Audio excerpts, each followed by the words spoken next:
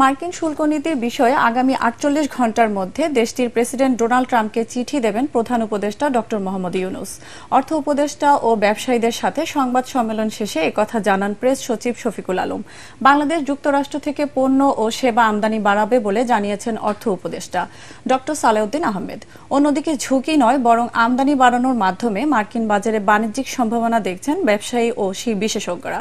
তরিক ইসলামের রিপোর্ট।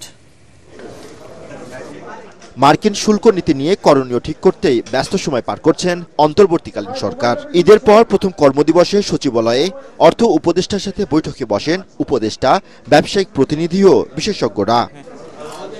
বৈঠক শেষে সংবাদ সম্মেলনে অর্থ উপদেষ্টা বলেন, দুদেশের বাণিজ্যিক সম্পর্ক ঠিক রেখেই করণীয় ঠিক করা হবে। নতুন বাণিজ্যিক সম্ভাবনা বাড়বে বলেও জানান উপদেষ্টারা। অফিসিয়াল রেগুলেটরি অনেক রকম সুবিধা অসুবিধা থাকে, সেইগুলি যাতে কোনো আমেরিকান ব্যবসায়ী এগুলির সম্মুখীন যেন না হয়, এইগুলিকে আমরা যত শীঘ্র সম্ভব এটাকে রেশনালাইজ করব, এটাকে আরো স্মুথ করব, যাতে দুই দেশের বাণিজ্যে আরো প্রসার লাভ করে। নন ট্যারিফ ব্যারিয়ারের যে প্রতিবন্ধকতাগুলো রয়েছে, যেগুলো আমাদের বাণিজ্যের জন্য সহায়ক, আমরা সেইগুলোকে রোহিত করা বা পুনর্মূল্যায়ন করার একটা পদক্ষেপগুলো নিচ্ছি এবং আমরা সেই অনুযায়ী যুক্তরাষ্ট্রের সাথে সম্মত।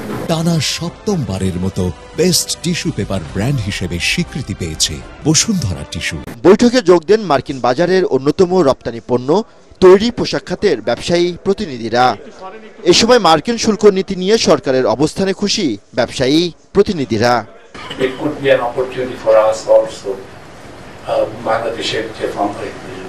আমরা প্রাইভেট সেক্টর থেকে আমরা অত্যন্ত কনফিডেন্ট, লেভেল প্লেইং ফিল্ড থাকলে আমরা পারবো, আমরা পেরেছি, আমরা পারবো। ওই লেভেল প্লেইং ফিল্ডটা তৈরি করার দায়িত্ব হচ্ছে সরকারের। আগামী 2 দিনের মধ্যে মার্কিন প্রশাসনকে চিঠি পাঠানো হবে বলেও জানান প্রধান উপদেষ্টার প্রেস সচিব শফিকুল আলম।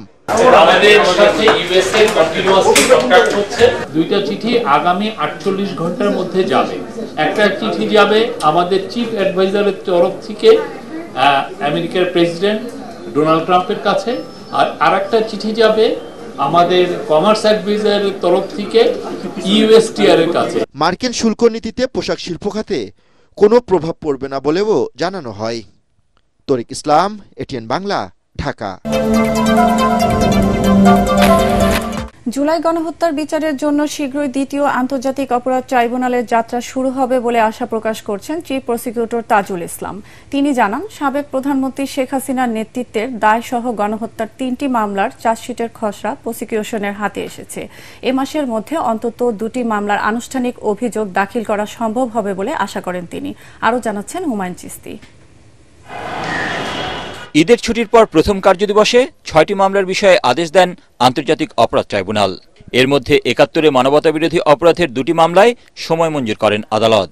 এছাড়া জুলাই গণহত্যার ঘটনায় যাত্রাবাড়ি থানার মামলার তদন্ত প্রতিবেদন জমা দিতে 3 মাস ও ফার্মগেটের মামলায় 2 মাস সময় মঞ্জুর করা হয়।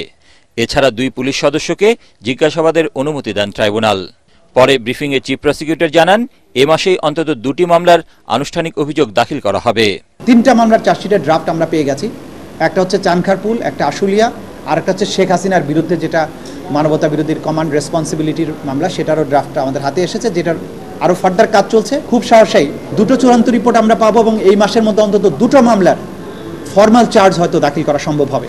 সাংবাদিকদের প্রশ্নের জবাবে চিফ প্রসিকিউটর বলেন, জুলাই গণহত্যার বিচারে একটি ট্রাইব্যুনাল যথেষ্ট নয়। এ বিষয়ে সরকার ইতিবাচক চিন্তা করছে। মামলার যে ভলিউম, অপরাধের যে বিস্তৃতি, এইটা বিবেচনা করে ট্রাইব্যুনালের সংখ্যা বৃদ্ধি করা যেতে পারে। ট্রাইব্যুনাল একটা অবশ্যই যথেষ্ট নয়, এখানে আরও ট্রাইব্যুনাল হওয়া উচিত এবং সরকারও সেই ব্যাপারে ইতিবাচক চিন্তাভাবনা করেছেন। খুব সহসাই অন্তত 2য় ট্রাইব্যুনালের যাত্রা শুরু হবে বলে আমরা আশাবাদ করছি।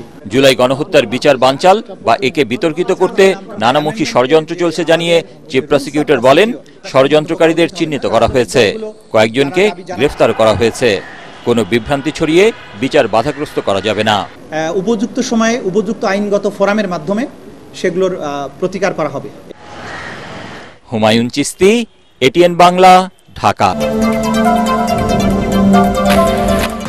আঞ্চলিক সাম্প্রদায়িক সম্প্রীতি বজায় রাখতে ভারতের মুসলিম ওয়াকফ সংশোধন আইন পুনর্বিবেচনার আহ্বান জানিয়েছেন বিএনপি। দলীয় চেয়ারপারসনের গুলশান কার্যালয়ের সংবাদ সম্মেলনে বিএনপির স্থায়ী কমিটির সদস্য সালাউদ্দিন আহমেদ অভিযোগ করেন, বৈষম্যমূলক এই আইনে ভারতের সংখ্যালঘু মুসলিমদের অধিকার খর্ব করা হয়েছে। নতুন আইনে অমুসলিম সদস্য অন্তর্ভুক্তি বিষয়টি বৈষম্যমূলক, এতে সাম্প্রদায়িক সম্প্রীতি বিনষ্টের আশঙ্কা রয়েছে বলে মনে করেন তিনি। স্বার্থবিরোধী এই আইন মুসলিম নাগরিকদের ধর্মীয় অধিকারে সরাসরি হস্তক্ষেপের শামিল দাবি করে বৃহৎ গণতান্ত্রিক রাষ্ট্র হিসেবে সব ধর্মাবলম্বীদের ধর্মীয় অধিকার রক্ষার দাবি জানিয়েছে বিএনপি। ভারত একটি বৃহৎ গণতান্ত্রিক রাষ্ট্র। বৃহৎ গণতান্ত্রিক রাষ্ট্রে সকল ধর্মাবলম্বী নাগরিকদের ধর্মীয় অধিকার রক্ষায় রাষ্ট্রের অভিভাবকত্বের ভূমিকাকে সমুন্নত রেখে উক্ত আইনটি ভারত সরকার পুনর্বিবেচনা করবে, আমরা এই আশাবাদ ব্যক্ত করছি।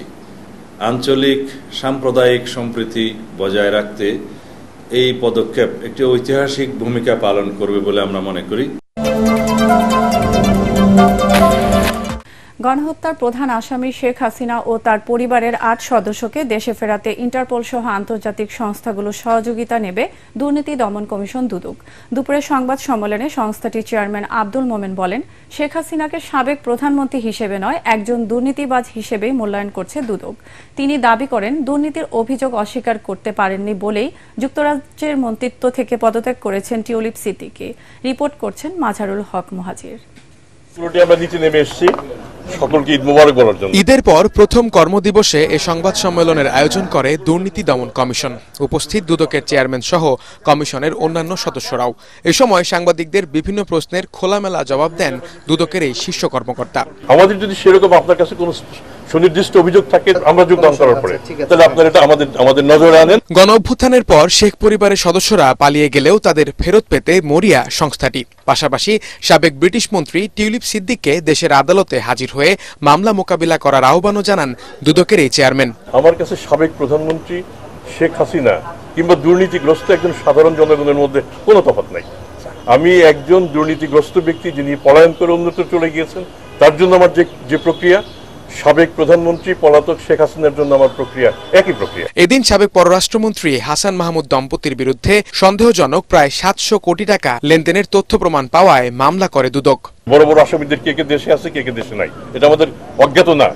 সেক্ষেত্রে যারা দেশে নাই তাদেরকে একটা আন্তর্জাতিক প্রক্রিয়া অবলম্বন করে ফিরিয়ে আনা, যেটা একটা কঠিন প্রক্রিয়া, এটা আমাদের স্বীকার করতে হবে। আর যারা দেশে আছেন তাদের প্রতি আমরা কতটা সদয় কিংবা কতটা নির্দয় কিংবা কতটা অবজেক্টিভ আপনারা সেটা বিবেচনা করবেন। ক্রিকেটার সাকিব আল হাসানের বিরুদ্ধে অনুসন্ধান চলছে বলেও জানায় দুদক চেয়ারম্যান। সাবেক এই এমপি দুদকের আসামি হতে পারেন বলেও জানায় সংস্থাটি। আমাদের আশঙ্কা এমন হতে পারে যে সাকিব আল হাসান দুদকের আসামিও হতে পারেন। মাঝহারুল হক মুহাজির, এটিএন বাংলা, ঢাকা।